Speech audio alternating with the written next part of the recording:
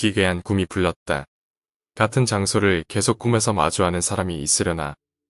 한 번 꾼 꿈이 계속 이어지는 것은 아니다. 그저 악몽이건 평범한 꿈이건 별 상관없는 꿈이라도 언제나 같은 장소를 배경으로 꿈을 꾸게 되는 것이다. 꿈을 꾸게 되면 옛날에 살던 집이나 친구 혹은 친척의 집 같은 곳이 나오기 마련이다. 하지만 전혀 기억에 없는 곳임에도 자주 꿈속에 나타나는 곳도 있다. 학교에서 그런 이야기를 하던 도중 친구 S가 나에게 해준 이야기다. 그는 어릴 적부터 꿈만 꾸면 늘 같은 곳에 있었다고 한다. 약간 서양 같은 느낌의 평범한 단독주택으로 2층짜리 집이었다. 언제부터 그 집이 나오는 꿈을 꿨는지는 정확하지 않지만 중학교에 들어갈 무렵에는 그 집 꿈을 꾸면 또 여기인가 하고 생각할 정도였다고 한다. S에게는 사이가 좋은 K라는 친구가 있었다. 집도 근처고 부모님끼리도 사이가 좋았기에 서로 집을 왔다 갔다 하며 매일 붙어 다녔다. 좋아하는 만화도 게임에서 사용하는 캐릭터도 같았다. 성적도 비슷했고 키나 몸무게도 고만고만했다. 중학교 1학년 때 평소처럼 둘이 놀고 있는데 꿈에 관한 이야기가 나왔다.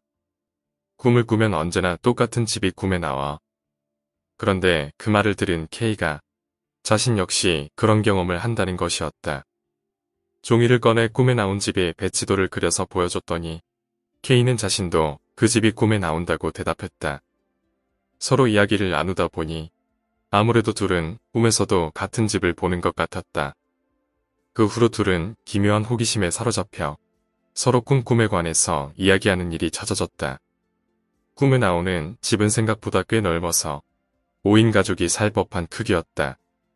하지만 두 사람 모두 1층 귀퉁이 방만큼은 들어가 본 적이 없었다. 그리고 어린 시기에서였는지 둘 중 누가 먼저 그 방에 들어가는지를 경쟁하게 되었다고 한다. 그 무렵부터 악몽이 잦아지기 시작했다. 집안에서 식칼을 들고 쫓아오는 살인마를 피해 도망다니거나 모습이 보이지 않는 귀신에게 쫓긴다거나 하는 꿈이었다.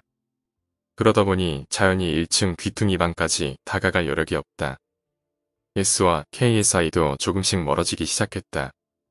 처음에는 서로 완전히 똑같은 꿈을 꾼다는 것에 신나서 우리 전생에는 형제였던 거 아닐까 하는 이야기를 나눴지만 점차 꿈에 관해서는 서로 말을 피하게 되었다. S의 말로는 서로 너무 닮았다 보니 솔직히 나도 좀 기분이 나쁘더라 라는 것이었다. 얼굴이 닮은 건 아니지만 나랑 K만 느낄 수 있는 공감대 같은 게 있었어. 그건 K도 마찬가지였는지 둘은 고등학교에 진학하며 서로 다른 학교를 다니게 되었다. 하지만 여전히 친구 사이가 나쁜 것은 아니었다. 전화로는 자주 통화도 하고 오다 가다 마주칠 일도 많았다. 그렇지만 동아리나 진로에 있어서는 서로가 다른 선택을 하자는 암묵적인 합의가 자리 잡고 있었다고 한다. 대학에 진학할 무렵에는 서로 다른 생활 환경 때문에 둘 사이는 꽤 소원해졌다고 한다. 학기를 마치고 겨울방학이 되어 집에 돌아왔는데 K에게서 오랜만에 연화장이 와 있었다. 연화장에는 K가 키우던 개의 사진이 첨부되어 있었다. 문득 어린 시절의 추억이 떠올라 그리워졌다. 연화장에는 새해 복 많이 받으세요 라고 글이 한 줄 인쇄되어 있었다.